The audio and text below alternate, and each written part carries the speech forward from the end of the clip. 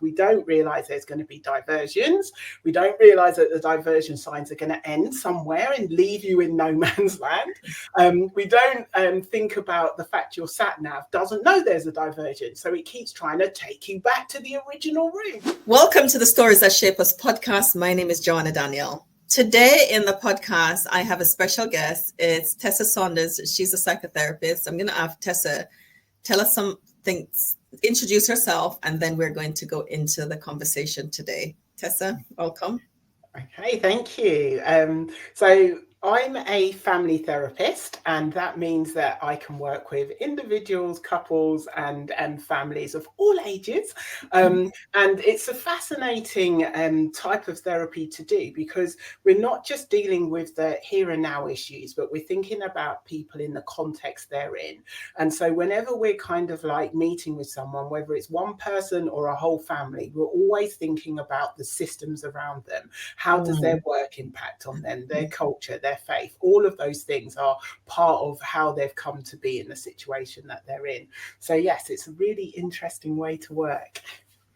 And super important things to think about that impacts a person.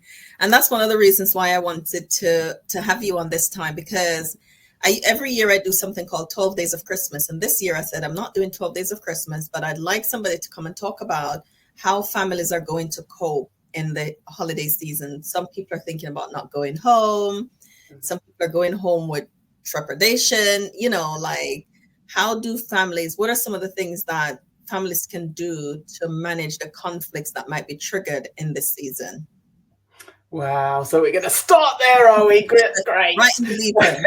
Right in the deep end. So what I think would be really helpful if we kind of like take a kind of step back and we think about what usually happens when we are entering into the festive season. So first of all, we're usually kind of like being asked if we can get some food together and to meet at somebody's house. And we're like, yeah, great, no problems. So we have to prepare the food, and we have to then, that usually means we end up going to bed later than we normally would. And when we get up the next morning, we're like, we know there's going to be traffic on the way. So we get ourselves ready for the traffic. We don't realize there's going to be diversions. We don't realize that the diversion signs are going to end somewhere and leave you in no man's land.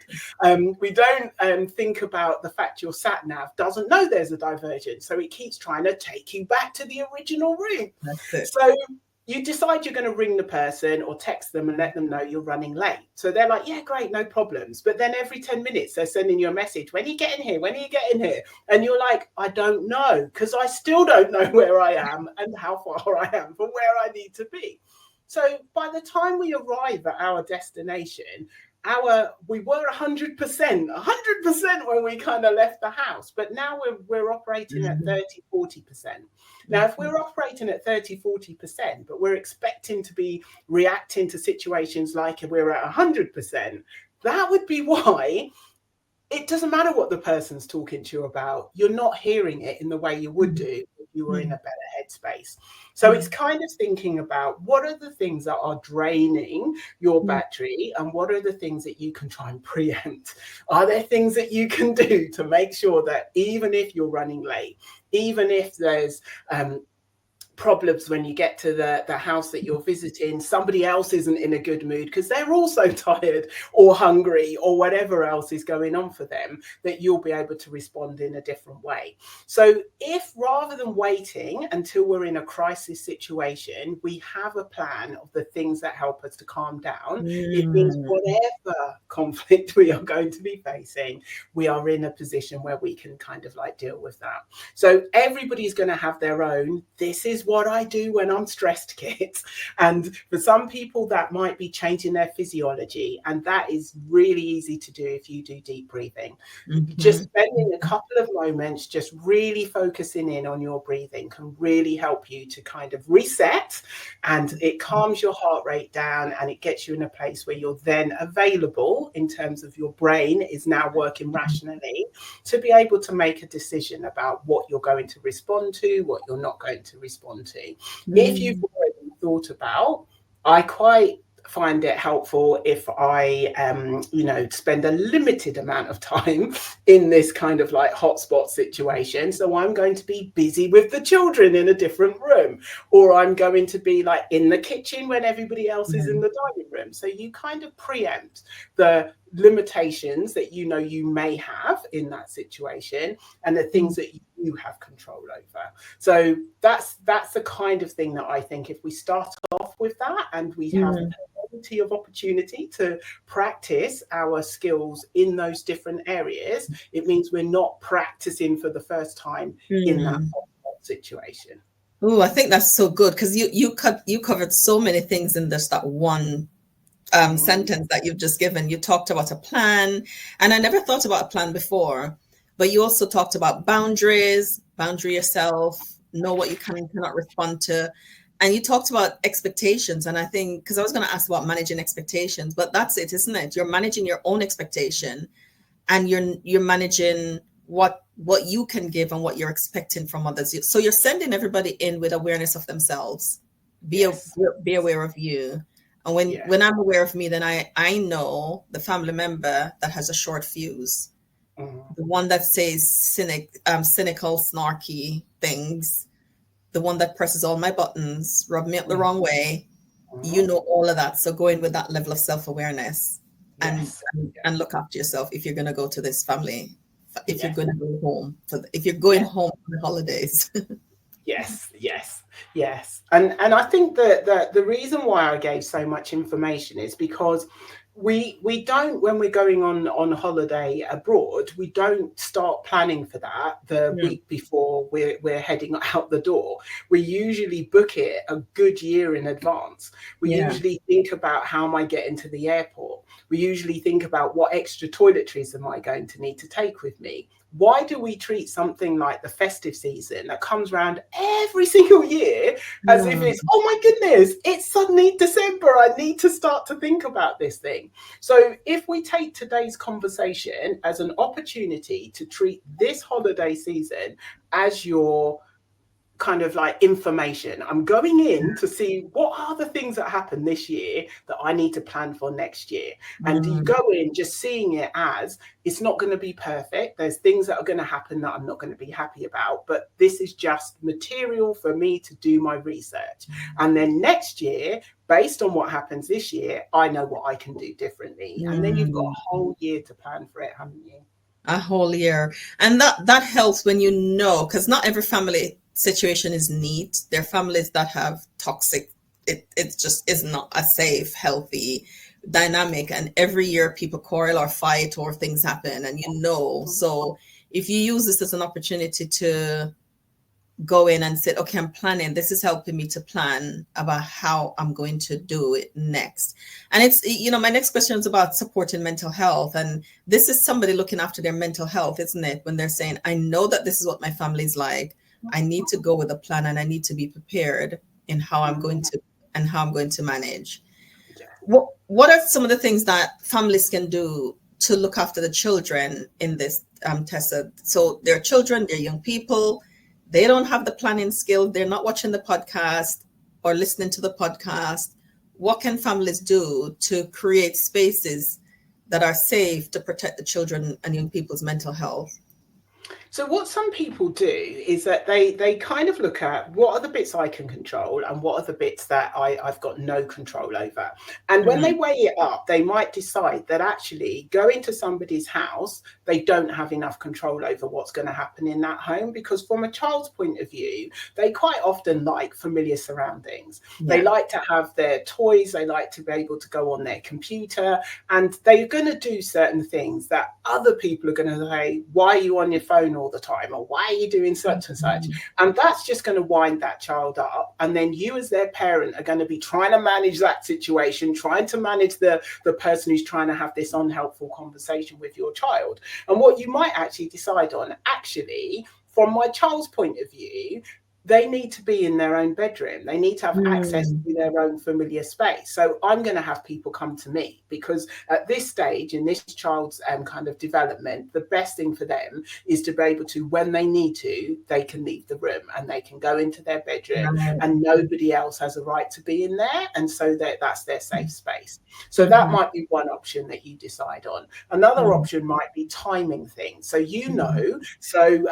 what we know children need is good amounts of sleep, and they need to have like healthy diet, and they need to be kind of like stimulated. And when we go into the holiday season, they don't get enough sleep. They overeat. They eat all the things that are going to give them way too much energy, and probably keep them up later than they should do normally, give them stomach ache. And so then they're not in a good place anyway. And so if we're doing all of those things and then we're expecting our children to be able to cope with a situation, that's not working. So what you might be thinking about is, well, Christmas is a time when there's lots of treats that the children don't normally have during the year. So they like to stockpile. So they're like, there's the quality street, I'm going to eat the whole tin. So what you might want to do is plan ahead and think about having kind of party bags. And so you buy your tins of whatever chocolates and things like that, and you put them into party bags per day. So the maximum amount they're going to be eating is this amount. They can pace themselves throughout the day. If they want to have it all before breakfast, that's entirely up to them. But once it's finished, there's got nothing else access to till later. And what you might be saying is when we go to other people's houses, that you tell people in advance, if you've got any chocolate sweets or anything like that, I'll be taking the supplies for the children. Please do not offer them. And then that way the children are not in that situation where they're accessing something that you've decided that you're going to control. So when you're thinking about your children who can't plan ahead, then you do the planning for them, and you think about safe space. You might have a limited time in that particular home. So we're only going to be here between this time and this time. And so the children will have time to eat, and then we'll be going home to make sure they get to sleep on time. And we'll be bringing our own drinks, because I know there's only going to be soft drinks there, and I want my children to be drinking water. You know, you think about those kinds of things that are going to protect the child. And if you know they're going to be overstimulated, asked ridiculous questions, being told off for things that are just normal children's things, then if you're only there for 2 hours, they can manage 2 hours. But if it was a whole day, that would be too much for them. So what we're inviting people with children to do is to think for the children, is to think ahead. And sometimes we get so caught up in the party or in the talking, or we forget that the children are there, and that's when things kind of get out of hand. So being mindful of our children and planning ahead to make sure that they're safe in spaces that it's not so safe over the holiday season. It's important. But also think monitoring. Sorry to interrupt. Go on. Kind of like supervising, because what's that phrase? The devil makes work for idle hands. If you leave children on their own for too long, they will come up with something that's going to be a problem. They'll be fighting amongst themselves, going somewhere you don't want them to go. So you might tag team it, that you watch your kids for the first half an hour, I'll watch them for the second half an hour, and then you're popping in regularly, making sure things are going according to plan. Yeah, that's really good. That's really good. What about conflict? A family, the conflict erupt. You've planned ahead, you've done everything, but you went with a low battery anyway. I love that the analogy that you gave at the beginning with the traffic and diversion, because you're going frustrated because you want it to be early and now you're not. So conflict erupt. What are some of the strategies that families can use to resolve conflict when it erupts? So you can have a conversation about this is not the time for us to talk. So I'm feeling really stressed. We call it the one down position, that rather than telling the other person, you need to calm down, you say, I need to calm down. Because as soon as you tell someone else to calm down, they are not calming down. So you're like, I need to have a bit of a space now, so I'm going to go get a drink. I'm going to go sit in my car. I'm going to go for a walk. And you give yourself some distance, because while you're in a heightened state, your brain will leave you and you cannot think rationally. All that will happen is emotions will come out. Things will get said that you don't need to say. You'll hear things you don't need to be listening to. So create separation if you can. Now, if you go away and you know that it's going to take me more than 10-15 minutes. You always let people know, I'm going for a walk, I should be back in 20 minutes or something like that, because otherwise people are either ruminating about all the things they want to say to you when you come back, or they're worrying about, are you okay? So either way, they're not relaxing during that time when you're relaxing and trying to calm yourself down. They won't be. So if you let people know, I'm going to be gone for about 20 minutes, then it means that they can then sort themselves out in that time, whatever they choose to do during that time. If they're still not calm when you come back, or you're not calm when you come back, it might be we're not going to be able to deal with this today. And so I think it's be a good time for me to go home. You know, the children are tired. I need to take the kids home, whatever you might need to say. But what you would say is, let's talk about this either later or we'll talk about it tomorrow. So it's not left hanging in the air. So what sometimes causes the problem is that people think, I haven't finished what I wanted to say. You've walked out halfway through the conversation. You're not listening to me. And it's just about that I'm not in a position to listen at the moment, but I will continue this conversation later.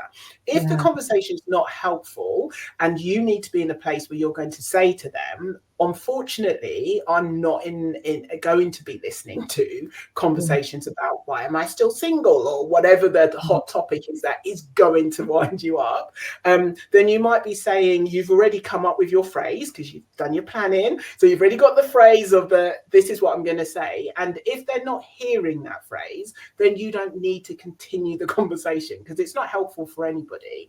And the more that you're giving people the message of this is not a topic that I'm prepared to talk about. If this topic's coming up, I'm going to either be ending the conversation. If you want me to stay, we need to be talking about something different. But if not, I will be leaving.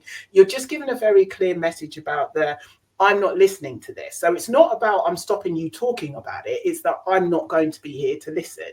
And so therefore, you're giving a very clear boundary around what is okay and what isn't okay. It's up to them whether they go along with it. I love it. I love it. And, I say to people, boundaries helps our relationship be safe. Every safe relationship have boundaries. And I hear that in that. But one of the things I heard at the beginning, that it's caring, even in conflict. The suggestion that you gave suggests care to me, because I'm caring for somebody. If I says, I need to go and I'm going to speak 20 minutes, that means I'm not leaving them hanging for 20 minutes, but they thought I was going to go for 2. So it's almost, it says care. I care about you. So I need to calm down, but I'm also I'm telling you how long I need and I'm coming back. And if I come back and I can't carry on the conversation, then I'm going to, can we do it tomorrow? Or let's make an appointment to meet on Friday and we can continue, because I care about what you have to say. I just can't hear it right now. As you said, we lose our minds when we don't, so fast. And before we know it, it escalates into a conflict that lasts years. Yes. If we would just take that one up position and say, I am not okay. I need some time. You're modeling to them as well. Yeah. You might need some time because I need some time. Yeah. And the more that you're doing that, the more that people will understand that their approach is not going to work with you. But at the moment, what we might be doing is entering into an unhealthy kind of conversation. I say to people when I'm working with them that quite often we get a script, and the script is EastEnders. It's all shouting and it's all noise and it's all drama. And actually, something like Coronation Street or Emmerdale Farm, they're quite funny. They've got their little lighter moments. And you're trying to get them to be in the kind of like Emmerdale, and they're trying to keep you in EastEnders. And so while you're doing this tug of war between the two, unless you begin to do the little steps that will get you to Emmerdale, you're going to be trapped in EastEnders. So it's trying to think about the only thing you can control is yourself. And so what are you going to do that's different, that's going to be helpful? I absolutely love that. And I really hope people are taking notes. And when you go home, that you'll do that. Because also the areas of conflict in families tend to be the same ones that repeat. Anyway, every year it's the same people that fight about the same things. So that means somebody knows what button to press for you. Yes. And when you go, they're going to press it. So what if you don't have a button? Then there's nothing to press. Do you know the other thing that can be quite helpful is, I call it bingo. And so you already know what people are going to say. So you do your list of top 5 things that's going to happen within the first hour that we arrive at the house, and you attach a prize to it. So if I get all 5, then I get to have. And so you're waiting for them to say it because you want to get your reward. And it's called reframing. And because you take the bitterness, the upset and things out of that situation, it means that you respond in a completely different way. And you're no longer kind of like giving the ammunition for the unhelpful conversation. And obviously, talking about trauma, because trauma you're not joking about. These are those little button pushes that are just petty things that are not that important, but they will wind you up. So you're trying to shift your way of responding to it. Clearly we're not talking about trauma. This is about looking after your needs, looking after your mental health, because sometimes people are going home to emotionally immature parents. I wrote about that recently. And the ones that never take responsibility, and they're blaming, and your job is not good enough. They don't even know what you do anyway. And some of those old hurts that you're going home with, that you need to be conscious of, so you can look after yourself. What are some self-care things that people can do as we're winding up? Some self-care things that people can do. I mean, you've mentioned some already, but what are some things that the individual can do as they prepare, as they go home? So again, this is what I'm thinking about in terms of you do this as a year thing rather than just for this time of year. So if you always have a list of things that are helpful for you, because when people think about self-care, quite often they're thinking of big things. It's like going off to the spa and it's doing this, that, and the other. But it's the little things that you do that make you feel relaxed. And so for somebody, it could be about booking in quiet time. So after you've been on the motorway, you sat in a noisy house, you need to have some downtime. So if you have a really busy, Christmas day, then Boxing Day is the quiet day, or the weekend's the quiet day, or the day before you're returning to work. You make sure that you're not doing anything on that day that's going to kind of drain you. The other thing that people sometimes do, if they have to, for drastic reasons, is that they do like the Queen, and the Queen always used to have 2 birthdays, the official birthday and then the actual birthday, and you do that. So we're going to spend Christmas Day with annoying relative, blah de blah, but our actual Christmas Day is going to be, and you create your own ideal Christmas Day for another time. And so it doesn't matter what happens on that Christmas, because this Christmas Day we did this particular thing. Because Christmas Day, 25th of December, it's just a day, and yet we turn it into as if it's something concrete and set in stone, and it can only happen on this particular day. It's not the case. Move it.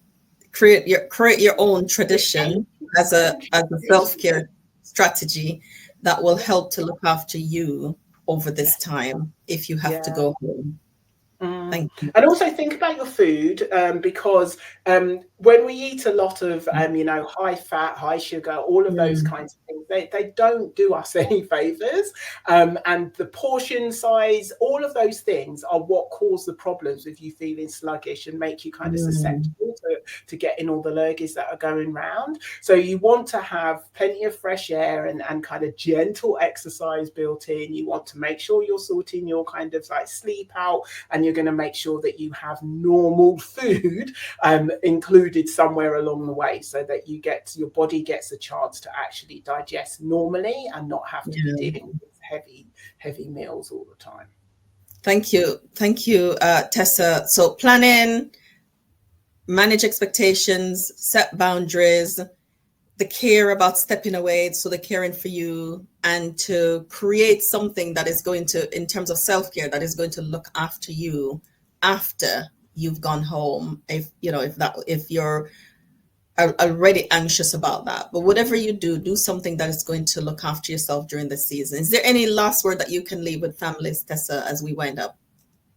So I think the most important thing is that how we think about things is going to kind of like shape how we respond to them. So if we go into this saying Christmas is going to be a nightmare, I hate this is the worst thing that's ever happening, then Christmas is going to be a nightmare and you're going to hate it. But if we go into it saying it's just 3 hours, after we get back we'll be doing this, and you kind of like put it into context, you can be warming up and warming out of a difficult period, and know that you are going to have some nice stuff that's happening. But if you have to be radical and decide that you're actually not going to do that anymore, you're not going to visit certain people, then give yourself permission to mourn that you're not like other people who get to do Christmas in this particular way, but you have chosen for your own self-care not to put yourself in a difficult situation. It's not your problem if somebody wants to try and make you feel guilty because now they're spending Christmas on their own.